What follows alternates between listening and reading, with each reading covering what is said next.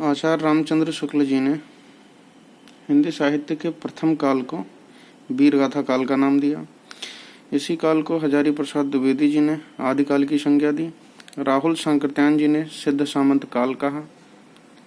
महावीर प्रसाद द्विवेदी जी ने इसको बीजोपन काल कहा था। विश्वनाथ प्रसाद मिश्र जी ने इसको वीर काल कहा था। हजारी प्रसाद द्विवेदी जी ने इसको आदिकाल कहा। मिश्र बंधु ने इसको प्रारंभिक काल कहा था। आमिर खुसरो जी को तूतीय हिंद की संज्ञा दी गई। कर्मनाशा की हार शिव प्रसाद सिंह जी की रचना है और आर पार की माला भी इन्हीं की रचना है, शिव प्रसाद सिंह की। पद्मावत जो कि मलिक मोहम्मद जायसी जी की रचना है, इसको अवधी भाषा में लिखा गया है। यूपीटीईटी में इससे रिलेटेड क्वेश्चंस बनते हैं। हिंदी के प्रथम सूफी कवि थे मुल्ला दाऊद जी और इनकी रचना जो थी वो चंदायन करके थी।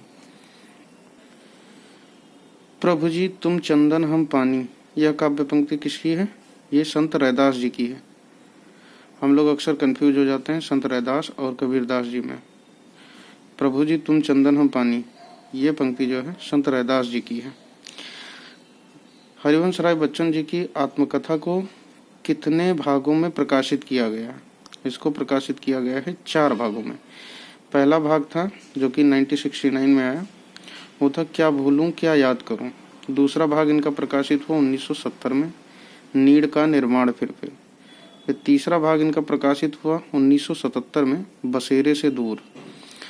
चौथा भाग इनका प्रकाशित हुआ 1985 में, 10 द्वार से सोपान तक।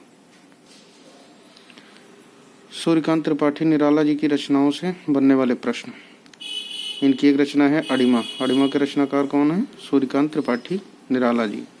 इनकी और रचनाएं जो अक्सर यूपीटीटी के एग्जाम में या अदर कॉम्पिटिटिव एग्जाम में पूछी जाती हैं।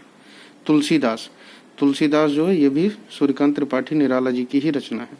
अनामिका, परमल, गीतिका, कुकुरमुत्ता, बेला, नए पत्ते, आराधना, ये सब निराला जी की रचनाएं हैं। प्रगतिशील लेखक संघ की स्थापना जो है 1936 में की गई थी। प्रथम विश्व हिंदी सम्मेलन नागपुर में जो है 1975 में हुआ था और ये चला था 10 जनवरी से 14 जनवरी तक, यानी 1975 में 10 जनवरी से 14 जनवरी तक।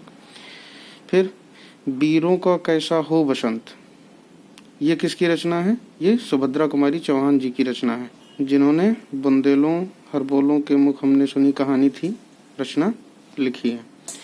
फिर रामधारी सिंह दिनकर जी को किस रचना के लिए ज्ञानपीठ पुरस्कार मिला था? ये मिला था इनको उर्वशी की रचना के लिए, जो कि 1972 में इनको मिला था ये ज्ञानपीठ पुरस्कार। फिर है कामायनी महाकाव्य में कुल कितने सर्ग हैं? तो कामायनी महाकाव्य जो है जयशंकर प्रसाद जी का है और इसमें कुल 15 सर्ग हैं। फिर एक रचना है शतरंज के खिलाड़ी, ये किसकी कृति है? ये है मुंशी प्रेमचंद्र जी की। फिर आइए देखते हैं रस से संबंधित एक प्रश्न। वाक्यम रसात्मकम काव्यम, यानी कि रस से युक्त वाक्य काव्य है। ये विश्वनाथ जी के साहित्य दर्पण से लिया गया है। वाक्यम रसात्मकम काव्यम। फिर चांद पत्रिका की जो संपादिका थी वो थी महादेवी वर्मा जी। फिर एक और वाक्य जो है यूपीटीटी के एग्जाम में पूछा जाता है, शब्दार्थो सहितो काव्यम, यह किसके द्वारा दी गई पंक्ति है? तो ये है आचार्य भामह जी का, जिनकी रचना है, इनकी रचना तो अभी हमें नहीं पता, सर्च करके आपको बताएंगे। ये आचार्य भामह जी जो थे ये अलंकार संप्रदाय के जनक थे। तो आशा करते हैं कि ये सारे प्रश्न जो है आपके यूपीटीटी एग्जाम में जो है मददगार साबित होंगे। इसी के साथ मैं इस वीडियो को जो है अब समाप्त करता हूँ।